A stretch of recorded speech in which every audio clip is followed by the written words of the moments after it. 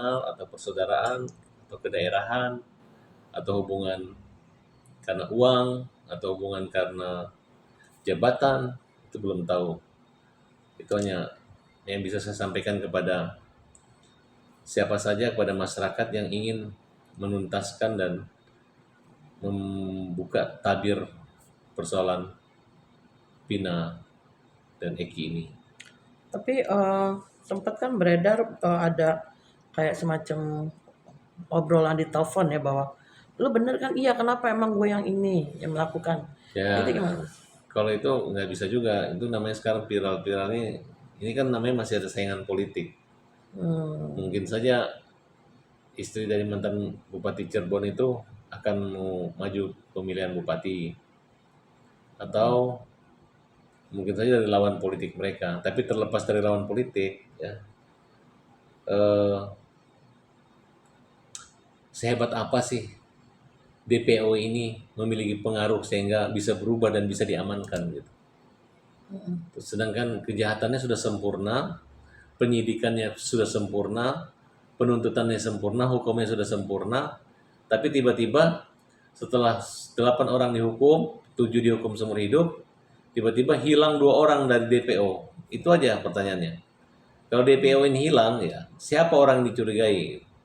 Kalau kemarin dari pengacara keluarga Pina udah menjurus, tapi dia mungkin takut fitnah, tapi akhirnya menjadi bagian dari konferensi pers yang saya anggap jadi aneh, gitu. Jadi pertanyaan saya, gitu. Saya menyarankan kepada pengacara-pengacara harus idealis, sekali idealis tetap idealis. Kita buktikan gitu. Jadi jangan kita yang bikin heboh, kemudian kita yang bikin kayak nggak ada masalah kok, nggak ada pengaruhnya.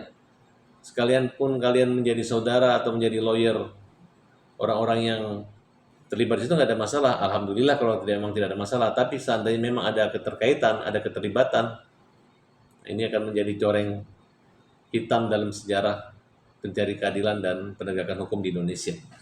ya artinya sangat disayangkan lah. Seharusnya nggak perlu ada press con itu atau gimana? Ya, polisi tetap aja saran yang pertama untuk memeriksa segala macam bisa saja gitu. Karena ini kan perkara gampang gitu.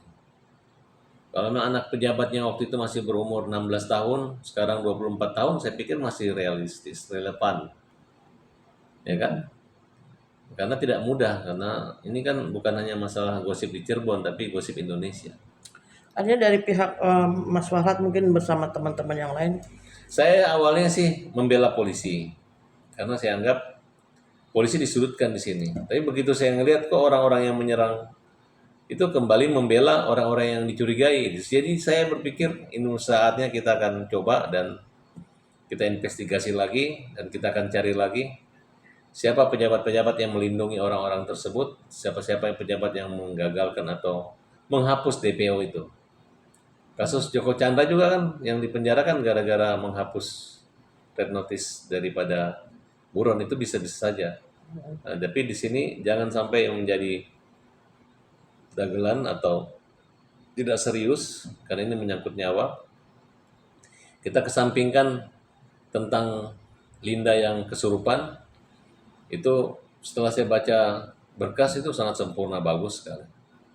Justru yang menyempurnakan adalah 3 DPO itu. Kalau 3 DPO ini hanya main-main, berarti ada permainan di sini. Ya, silahkan diungkap, nggak usah takut. Kalau memang anak pejabat, silahkan ditangkap dan diproses terang-terangan saja gitu. Ada kemungkinan adanya islah atau perdamaian antara pelaku, di antara pelaku kan banyak, mungkin saja.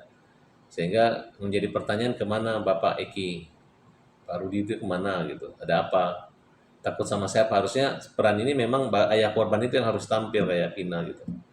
Tapi bukan tampil kumpul dengan orang-orang yang mereka curiga atau mereka takut-takuti. Hukum yang utama, uang bukan segalanya, jangan sampai uang menjadi hal-hal yang bikin, ini Indonesia sudah kisruh. Sudah, dan polisi nggak usah lagi dibela-bela orang-orang yang bikin beban polisi menjadi hutang keadilan yang harus dipenuhi jadi target gitu. Nama polisi sudah sangat baik, mari kita sama-sama kita ungkap semuanya dan kita akan bela para terdakwa-terdakwa atau terpidana-terpidana dengan upaya hukum peninjauan kembali, dan mudah-mudahan dengan komentar pihak Polda Jawa Barat yang menyatakan bahwa DPO tinggal 2, tinggal 1, itu menjadi pintu masuk untuk melakukan peninjauan kembali. Bahwa apa yang dipertimbangkan oleh hakim selama ini itu adalah saksi-saksi fiktif, sehingga mereka harus dibebaskan, kira-kira seperti itu. Oke.